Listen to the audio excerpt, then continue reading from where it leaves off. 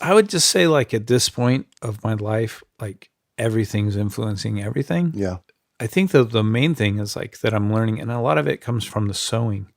It's like not being attached. So, like, attachment, there's a lot of you lose a lot of energy in attachment. So it's like, now I'm like, okay, let's just try this. Let's just try this, try this, try this, try this, try this. Oh, that all doesn't work, but that's okay. Oh, but what about that one thing that happened right there? Mm-hmm. Okay. So the fluidity, like all the different things inspire or intuit the other things. Mm-hmm. And then, so just not being attached to an outcome and then being like open within like trying, you know, and what comes from trying.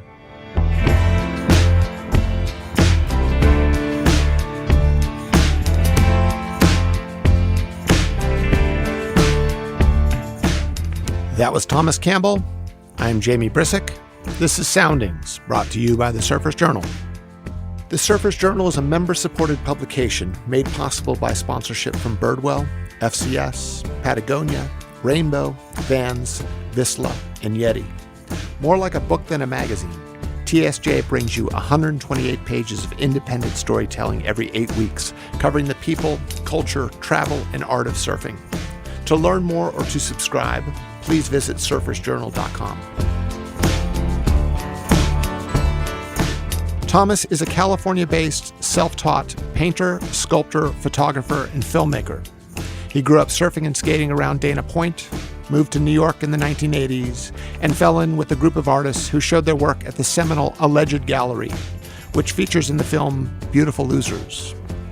When I first met Thomas in the late 90s, he was the photo editor of Skateboarder magazine. He was a prolific photographer and painter, and he was working on a surf film, The Seedling, which would become one of the most influential surf films of the period. The Seedling presented an alternative to the contest cookie-cutter approach. It celebrated surfing as free expression, a means to travel, and an opportunity to experiment in all manner of board design. Shot on film, set to a jazzy, understated soundtrack, it oozed a DIY spirit that surfing in the late 1990s didn't know it so badly needed. More films followed. Sprout, The Present. He directed skate and music videos. He was part owner and art director for a small indie music label, Galaxia. He made mountains of artwork, which are shown and collected worldwide. Thomas and I spoke at his home in the hills above Santa Cruz. We were surrounded by tall, ancient redwoods, and also Thomas's artwork, which was everywhere. Okay, so Thomas Campbell, welcome to the show. Hello, Jamie. Seedling, Sprout, The Present. There's a cohesion of these three films in different styles of surfing, different equipment under the feet, different sort of ways of approaching the surf lifestyle. And all three of the films kind of hang together really nicely. My sense, and this is question number one for you, did you know that there was going to be a kind of sequel and then another sequel and so on, etc.? I didn't. I mean, pretty much every time I made a film, they're so arduous that I thought that I wouldn't make another one. But then it's a bit of like you forget after some months, and then you're like, oh, it'd be fun to do that. And then, or there's some like leftover footage from the one before that's too good to let it sit there, or, you know, different things. So, but yes, you're right. It does feel like a trilogy, and I'm thankful I got to make them for sure. What are you most proud of? I think I'm just most proud of being able to be a creative person and enjoy a lot of my day making things, whether it be 2D or 3D art or music or making movies or moving picture stuff. I think I'm just proud that I get to do that, you know, like I don't, and there's a fair amount of enjoyment. So I don't know. I'm not really super like oriented towards legacy or pride exactly. I'm more like, wow, I get to go make some pictures and listen to good music and feed my family, and, you know, like think the expansion at this point of like where I think things are going to go or whatever, it's not kind of like out of context. I'm just like, okay, cool. I get to do this. This is cool. That was fun. I enjoy most of my days. So I feel like that's success. Yep. And you're very much a kind of hyphenate, as they say, in the sense of you make films, you paint, you sew, you take photographs, you produce music, you make music. Does it all sort of feel like it's all drawing from the same well, or do they feel like these multidisciplines that have, borders between them? I would say, I was inspired to be a creative person from growing up in the skateboarding culture. And I was inspired by specific like skateboarders in like the 80s, like Todd Swank and Neil Blender. Those are my two big influences. And they were making fanzines and making music and drawing pictures and taking pictures and skating in a way that was really kind of experimental and expressionistic. And my friends and I were just like, oh man, look at those guys. They look like they're having the most fun. Let's try to have fun like that. Mm-hmm. There wasn't a means to the end, like economically or anything. We were just like, oh, let's draw pictures. And like, I totally sucked.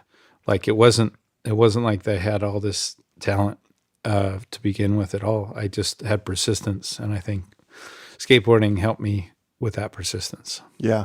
That era was so fertile in terms of really creative people, right? Like I think, okay, you're contemporary with Ed Templeton. Mm-hmm. Mike Mills is a great filmmaker. For sure. Spike Jonze, Notoskopis. Like skateboarding was probably the thing that all these people I just mentioned did before they even realized that they were going to have big lives making art. 100%. Do you think it's something in the water of skateboarding, so to speak? Yeah. I mean, I think also, I think skateboarding is really wonderful in the sense that it prepares you for failure. There's so much failure involved in skateboarding. Like it's a constant failure. Like you're just slamming and not making things. And then eventually with persistence, you accomplish the things that you want to do, and then you don't right after. Mm-hmm. So it's like being used to failure is, I think, really powerful because like you can just try things and it's not like debilitating when you don't succeed. You're just like, oh, eating shit on your face is super normal. So let's keep going. And all of those people came from that. And I think, just having a persistence and keep going and enjoy the process, enjoy falling on your face and enjoy the other parts. Mm-hmm. And you grew up in Dana Point? Yes, I was born in Laguna Beach and lived in the same house till I was 19 in Dana Point. Yeah. And then if maybe for our listeners, just kind of give a like orientation of your trajectory. Where did you went to high school? Did you go to college formally or? No. Well, yeah, I grew up in Dana Point, went to Dana Hills High School, and then I went for a few years at the junior college and took some art classes, Saddleback, and then like I quit school and I moved to Santa Cruz in 89. And then I like lived in Hawaii for a year, and then I came back to Santa Cruz, and then I like lived in New York or I just traveled a lot in like Europe, like hitchhiked across the US and kind of vagabonded around on a shoestring around Europe and North Africa, and then just spent a lot of time over in Europe and North Africa over the next 2 or 3 years. It just felt good. And and then I moved to New York for 3 years, Encinitas for a few years, and then back to Santa Cruz in 2000. So, and I've been kind of in this area ever since. And I think when I would have met you probably in the late 90s, and I think you were maybe the editor or the photo editor of Skateboarder magazine. Correct. Well, you were the editor at Surfing, and I was Tony Hawk and I at a low ebb in Tony Hawk's career. He was the editor, and I was the photo editor of Skateboarder. And then his video game came out, and then he was no longer poor and no longer around. And then I became the de facto editor and photo editor. But yeah, that's when we met. And that was before you'd made the Seedling, correct? That was probably it was a Seedling in your mind at that point. It was at the same time. I was making the Seedling when I worked at Skateboarder. Did being the editor of a magazine, sort of building the tactile pages of a magazine, inspire or inform making a film? 100%. I mean, I feel like making documentary film, which I feel like that's, in the end of the day, I was making kind of traditional surf movies. And like in the lore of Bruce Brown and McIlvery Freeman and Witzig and, Falzon and the people that I really admired. And so, those are the people. If you really look at them, people are like, oh, they were so different. I'm like, they maybe they were a little bit different, but they were definitely traditional surf movies. So, I might have lost it. No, but I think, okay, what you're getting at is interesting. What films inspired your body of work? The Seedling. Let's just start with the Seedling. What films were sort of there in your mind, whether conscious or unconscious, that inspired you? Oh, I mean, 100% Bruce Brown, his films, and then I really liked McIlvery Freeman's films a lot, and like Witzig's Hot Generation. Yeah, just like that. I really liked like the end, or like some of the more logging films, like the end of the logging kind of scenario, like what was going on in Australia. Joel Tudor exposed me to a lot of that stuff, and yeah, I mean, it wasn't like rocket science, really. Right, but what was interesting is the films you're talking about came way before yours and way before the time that you made your film. And I think what for me was compelling in those films is you corralled a group of surfers in who were doing something very different to where the focus of surfing was primarily on at that time. I mean, there was such a emphasis on what we now know of as the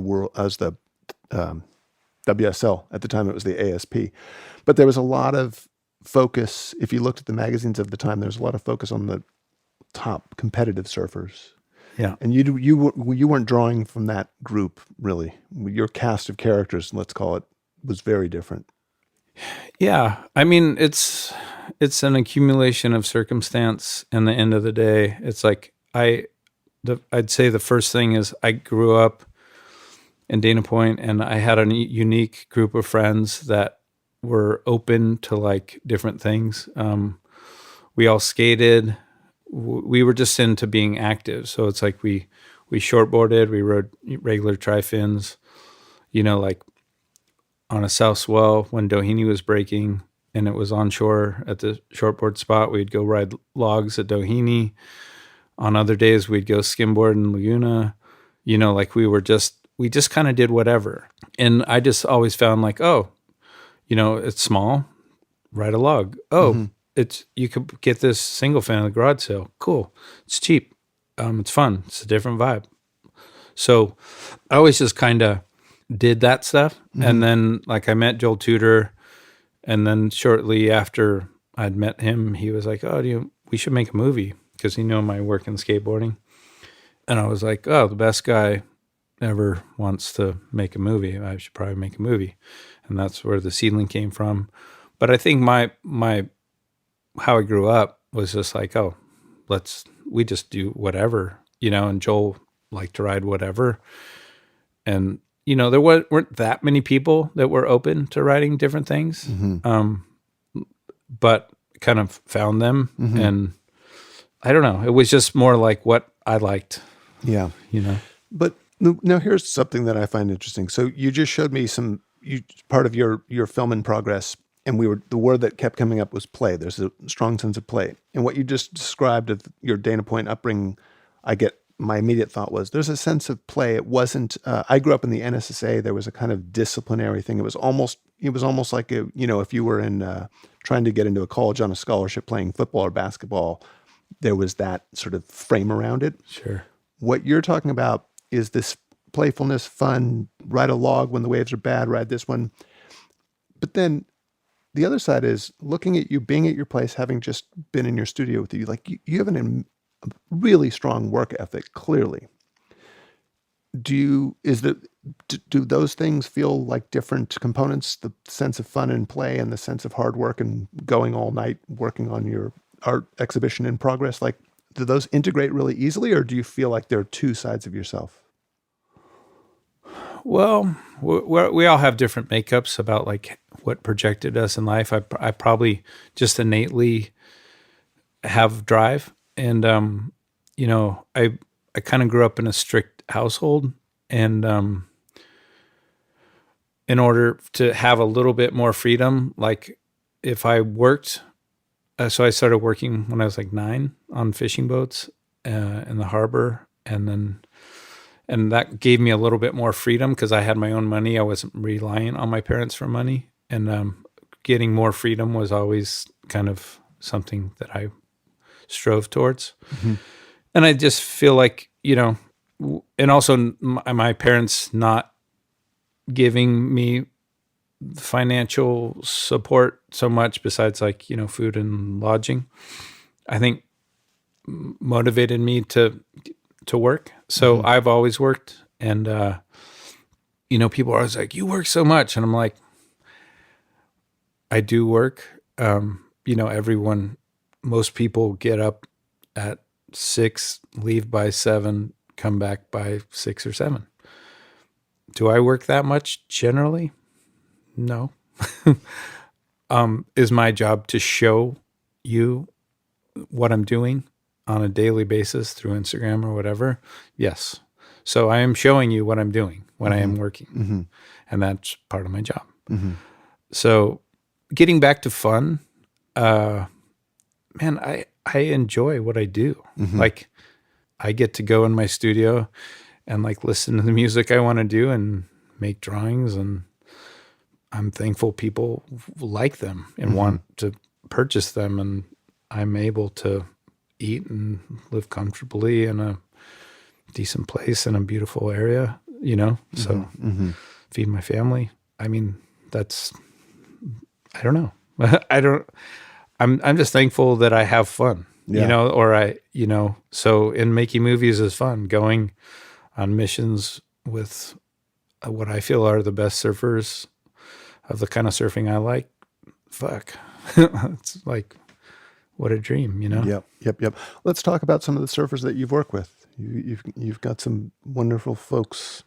Yeah. I mean, I just end up working with the styles of surfing and people that I find attractive. And, I don't know. What do you want to know? Now that you're on your 4th film, is there a through line in the surfers that sort of compel you and make you think, I want to spend some time with them and go to Morocco and shoot every day for 2 weeks? Yeah. I mean, I think generally just like people that are kind of expansive in their view of surfing, that are open to like other people being expansive, that have a curiosity, that are good surfers, that have good styles. It's kind of like getting back to the magazine stuff. It's like curating. It's like, okay, here's the magazine. Here's the 5 or 6 main stories in the magazine. It's like, okay, how do these different people accent or accentuate each other's qualities? So I'm just thankful to be able to access people that and stoked that they want to, if I call them and they want to be a part of it. Yeah. That's cool. The sort of through line of a lot of them not being competitors and therefore being able to experiment and play a little bit more. I think of Rasta, where we, 1 minute we see him bodyboarding, the next minute he's riding an inflatable raft, the next minute he's riding an alaya, the next minute he's riding a more traditional style shortboard. These films you've made give a lot of alternative approaches to having fun on a wave. Sure. I mean, that's the thing is like I see, in a way, I see kind of like surfing like golf. It's like you show up to the green or you show up to the spot and you're like, I have like 5 boards in my car from about 6'6" to 10'10". And, you just look at it and be like, oh, how's the section moving? Or, like, oh, what's going to be the funnest thing to, have a connection and get a little trim line and do a turn. Like I don't have super high expectations. So it's like, but what is that? And I'm just trying to like have fun. Like how do I have that connection? Yeah. So yeah, and if I can in the films, if I can work with people that are like that, and I think that in the new film, my new film's called Waiwo, I think that's pretty prevalent, and the play is really there. And I don't mind, like people can be into competitive surfing or whatever, but that doesn't represent me. Actually, that doesn't almost represent anyone. Like if you think about the percentage of people that compete, it's got to be less than 1% comparatively to. So pretty much everyone's just trying to have fun. Yeah. So I don't know. I feel like the surfing industry is kind of like skewed in like a really weird way, that the media focuses a huge percentage of its energy and efforts into seeing what's happening in competition of shortboarding, when the most people that are riding waves aren't riding shortboards and aren't competing. No, there's this sort of surfing industrial complex. There's almost a big brotherly hand in there going, this is what matters most.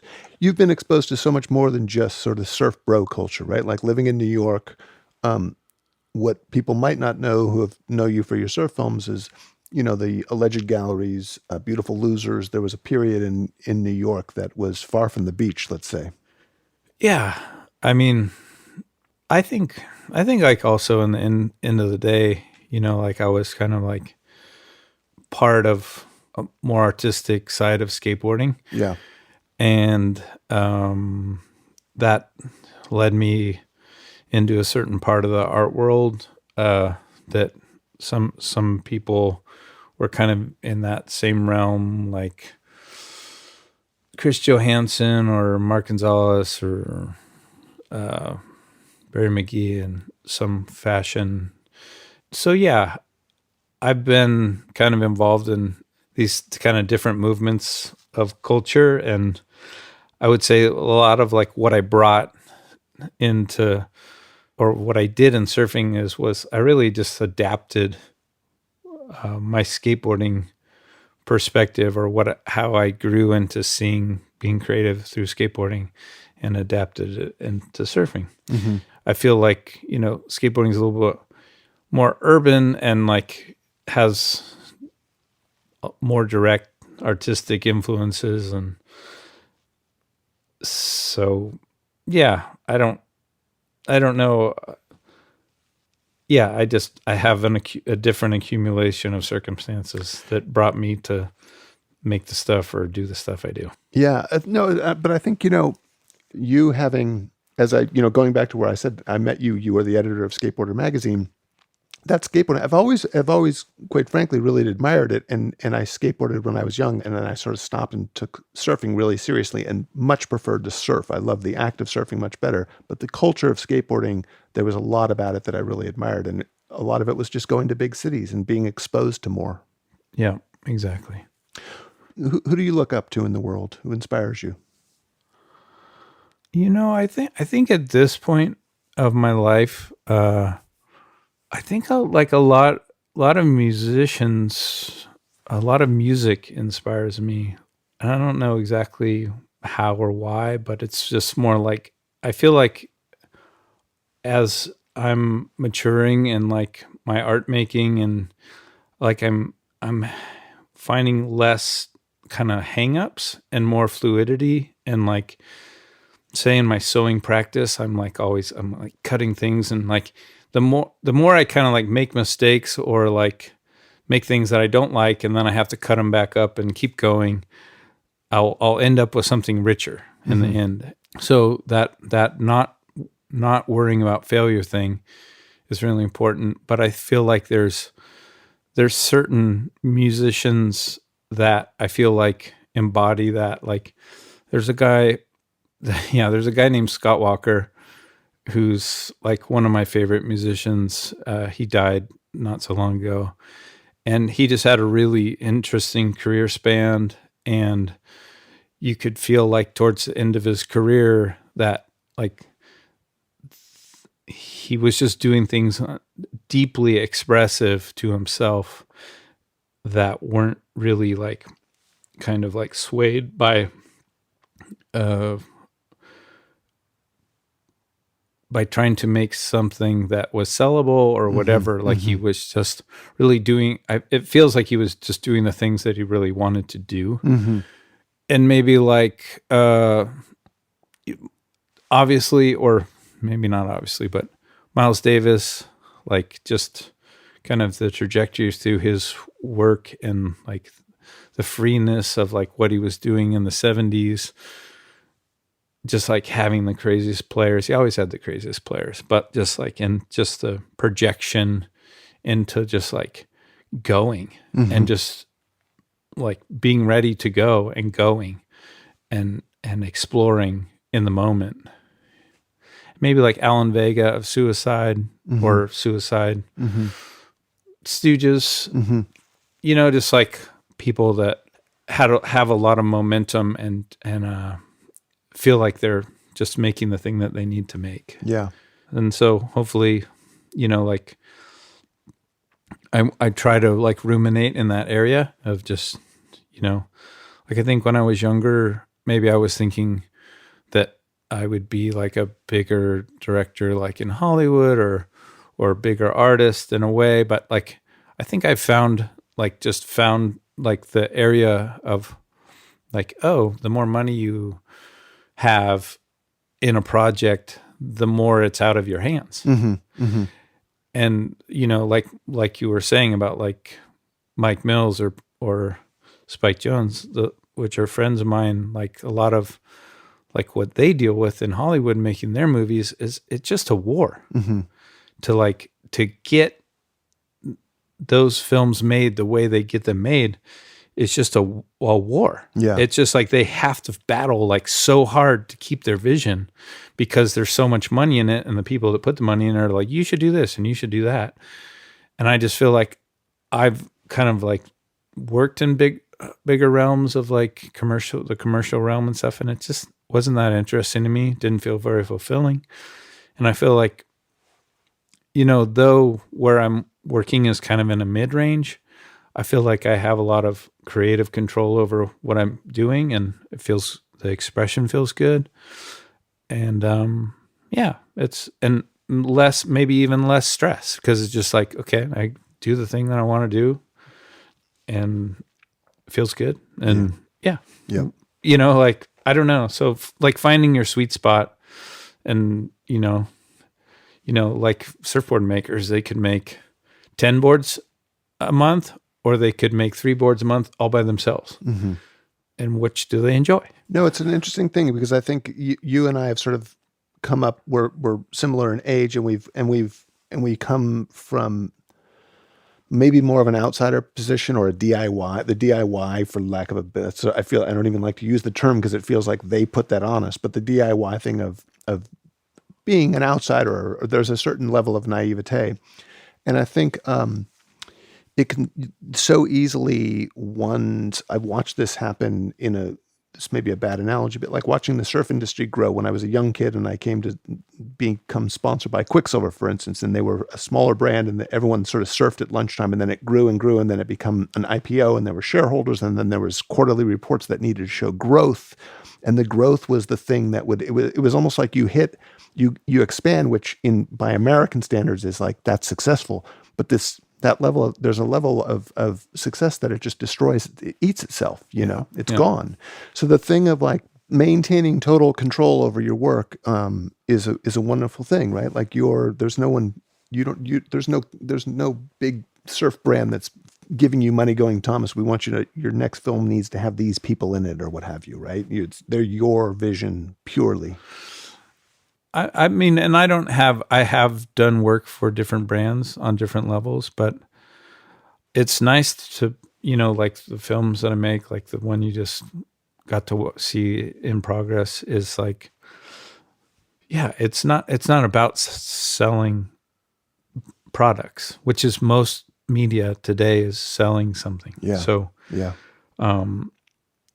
I'm thankful for that. And that's, like I said, that's the area I like to be in, is like where it's not about that. And it's more about expression and connection and like go surfing and get inspired to go surfing and, get inspired to go have fun, and be with your friends and like get that cool trim line and do a decent turn and, like whatever it is. But, I think the coolest thing from a lot of my people I know that I've shared the new film with is that generally people are just like, I want to go surfing. Yeah. And I'm like, that's total success. Yeah. Like if the first thing you say is when you stop watching it, I want to go surfing. I was like, so cool, so.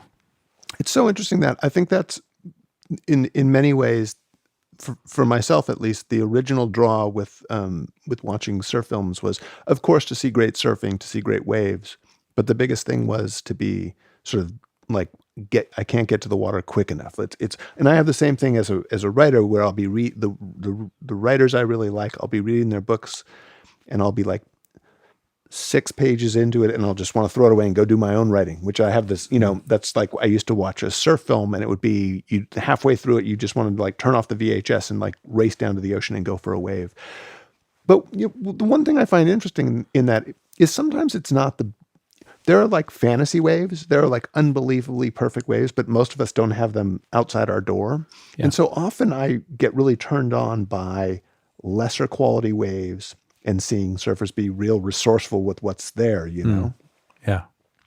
There was that period, speaking of in the competitive surfing realm, but during the pandemic where they had the events in Australia at not like they were like the serviceable breaks with a big parking lot as opposed to the dream tour type waves. Yeah. And I remember watching it going, this is kind of great because I don't always get to see these guys who are such great surfers in like subpar conditions.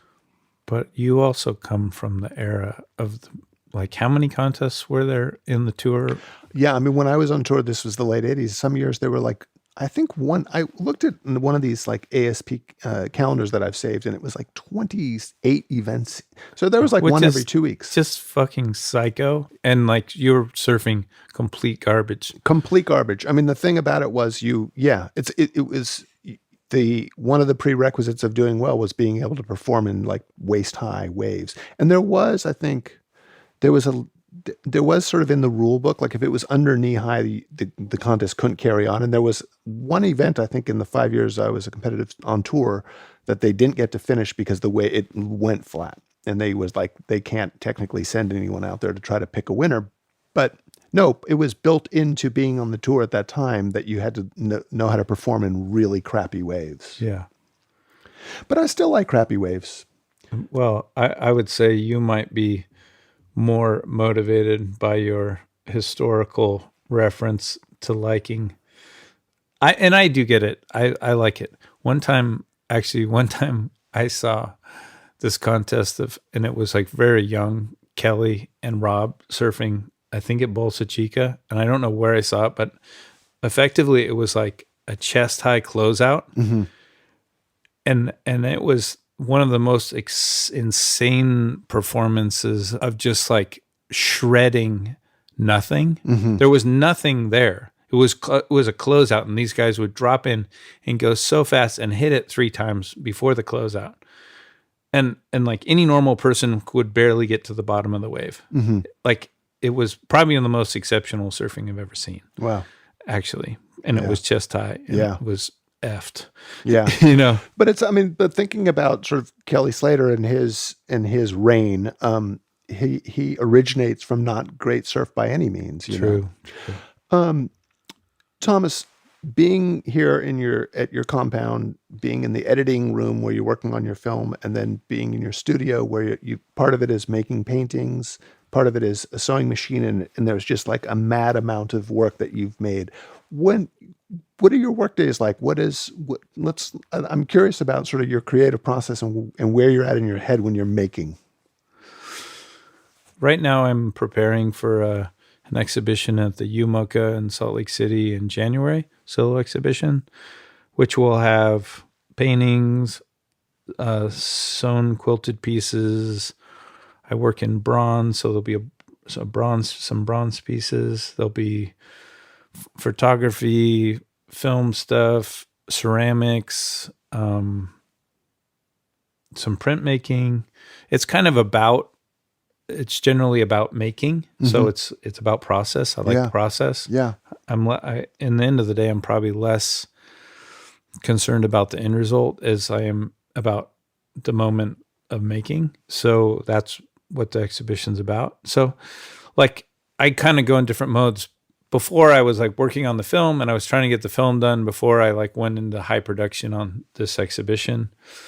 And I was kind of doing both at the same time. And then it got to a certain point where it was just kind of like doing my head in. So I kind of more or less 90% like put away the surf film until I'm done with the exhibition. So yeah, I just like get up and, the days that I will have my daughter, I'll take, cook her, make her breakfast and then take her to school and then, go out in the studio and paint and really like listen to music and make stuff or be in the house and be doing like little doodlings and that will contribute to like maybe quilted pieces or maybe go for a surf or go for a walk or something, try to get the body moving at least once a day on some level.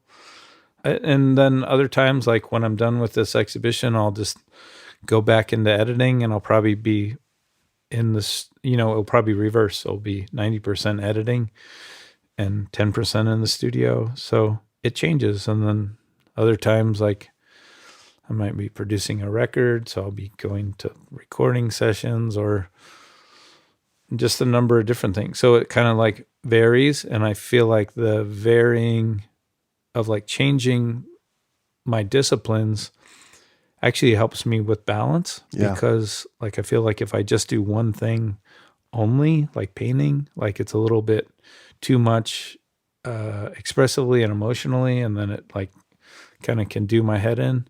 And I feel like changing and adapting to different creative things helps me with balance. So I like it. I like it. So like when I finish one, I'm like ready to go to the next. I'm like, oh, this is cool. I get to do this now. Yeah. Yeah. And then earlier we were talking, so we're here up in the hills surrounded by redwood forest. Do you, and we were talking about sort of, you were saying you shut off your Wi-Fi at night, the kind of noise, so to speak, of traffic, of density of people on their cell phones, et cetera. You seem like you prefer to be removed and outside of those frequencies. Yeah. I think that, like I found by moving kind of more in a rural setting that like the kind of kinetic energy, when it's lower, it's easier for me to be kind of more creative whenever. Like it used to be like my main creative periods were like when I lived in like, say, in towns, like in New York or in wherever, in Acadia or in Santa Cruz, like would be generally between like 9 and 10 at night and like 3 or 4 or 5 in the morning. And it felt like I was at a place where when things were kind of kinetically more quiet and the energy was lower, that I could kind of hear myself, and like the kind of musing would come through a little bit easier. And then when I moved more rurally, I just realized like, oh, wow, like I'm not waiting for anything to get quiet. It's already quiet. So yeah, I feel like I can kind of dip into like being creative anytime. And that's refreshing. Yeah. When you're working, say what you said earlier about I'm working on painting, sculpture, sewn work for an upcoming exhibition, and then you're also working on a film, do you find like jags you get on, a sort of flow groove you get on over there in that studio, does it seep over and kind of find its way into the filmmaking as well? The editing of the film, let's say? Yeah, I would just say like at this point of my life, like everything's influencing everything. Yeah. I think the main thing is like that I'm learning, and a lot of it comes from the sewing. It's like not being attached. So like attachment, there's a lot of you lose a lot of energy in attachment. So it's like now I'm like, okay, let's just try this. Let's just try this, try this, try this, try this, try this. Oh, that all doesn't work, but that's okay. Oh, but what about that one thing that happened right there? Okay. So the fluidity, like all the different things inspire or intuit the other things. And then, so just not being attached to an outcome, and then being like open within like trying, you know, and what comes from trying. So yeah, I feel like it feels good. And actually I shouldn't have been working on my film the last week, but I just got inspired and I was like, what about this? And I just went down there and I was like, I'll spend an hour down there. And like 5 hours later, I'm like, but it's cool because I'm, like I'm inspired and I check it out and I'm coming up with rhythms. I mean, you could see there's a lot of like ruminations of like trying to figure out language and flow, and like it's exciting. I also like, my first 3 films I didn't edit. I edited with these 2 brothers, the Diamond Brothers in New York. And I made every cut be what it was, but like they worked machines. In my last film, my skateboarding movie, Ye Olde Destruction, I learned how to edit, and I edited the film, and I'm editing this one myself. And I feel like I'm like a kid finger painting. Like I feel like that's my style. Like I'm just kind of like smearing things around, and it's cool. Like I'm learning a lot, and I feel like even my kind of childish or roguish way of editing and finding what the machine will do is like adding another layer that has some uniqueness, No, and I mean, I think that's something I really like, and I see throughout your work. There's clearly like a very strong thumbprint. It's very much you, but then there's also living in a fairly slick world where we have a lot of rectangular screens, and the average laptop sits in your lap and it's a sleek thing. There's something the handmade component is very prevalent, and it's even prevalent looking at it on a screen in the film you just showed me. Yeah. When you're not working on art, film, etc., how do you turn off? I would say like in the last 3 or 4 years, probably the thing I like the most is just taking long walks. Bring your phone? I listen to podcasts. Okay. I turn off all the stuff, and I don't have earphones, and I just put the phone upside down in a pocket. I listen to podcasts or books, but I'm kind of like addicted to like, I love that. I love one thing that I really enjoy is I love autobiographies read by the person. I love that.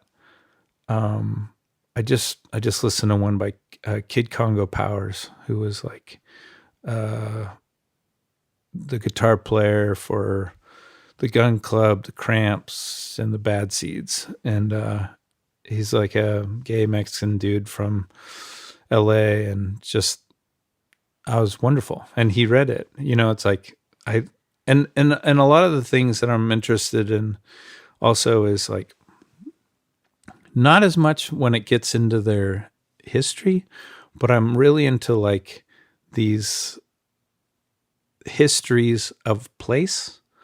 So like when he's just like, yeah, when I was 7, we were here and it was like that. And people were interacting like this. I just really love those unofficial histories at a certain time in history. And I think it gives you a deeper sense of humanity and how different things can be and are, and culturally and all kinds of things. Yeah. So yeah, I'm kind of really, that's a little niche of like what I'm interested in. No, and I am as well. That resonates with me. You and I are close in age, and we've seen, it's just been such an accelerated time in terms of change. I mean, just even the idea of like not having our phones on us it seems unfathomable. And yet, you and I lived for more than half of our lives without that. Internet, et cetera, but things are like flying along. And I think the movies, for instance, like swing this back around to the filmmaking, the movies that would have inspired us, we would have probably watched on like a VHS thing that sat on top of a big, deep television, not even a flat screen, and, Sure. and that was how we like ingested this stuff that informed a lot of this. Yeah. You've made many films, and you're making a film right now with surfing as the main focus. When you actually go surfing, what are you looking for from your surfing experience? I put a lot of energy and effort into like board design with like a lot of different shapers over like the last 25 years. Like more specifically concerning like the boards that I generally ride now, would be like Travis Reynolds, Malcolm Campbell, Josh Hall, Tanner Prairie. Those are kind of, I have 5 in the car that I generally ride. And, I think one thing, I surf probably like once or twice a week, sometimes 3 times, not usually 4 times probably. And I've realized that like, that within the configuration of that is like having board with a center fin, like a tri-fin or a bonzer or a single fin. Like I feel like I'm much more able to like set up my trim, and like things are way more close to being able to access. And I feel like I've drifted away from like riding boards like twin fins or quads, because I feel like they take more time put in to make them function highly. So I have good boards, and I generally, the nice thing is, I mean, I'm getting other boards sometimes too, but with the boards that I have, like these 5, I generally don't have to think about the boards. And I take off and I'm just thinking about what's in front of me. And I would just say that, like I mentioned before, I kind of have low priorities. Like when I go to the beach, I just like look at it and I'm like, well, which board would be good for this? Because I have some boards in my car. And then I just, like, I'm just like, is there a decent trim section? And could I get one decent turn also without too much competition? I feel like I have more like the eye of the hamster than the eye of the tiger in general. So like I just try to figure out, is the equation there to just have a good moment, not get too frustrated, and then I'll go. But yeah, I'm actually pretty psyched about where that stuff is. I put a lot of effort into it and have a good quiver, good workable quiver. Nice. Well, thanks, Thomas. Cool. Great seeing you.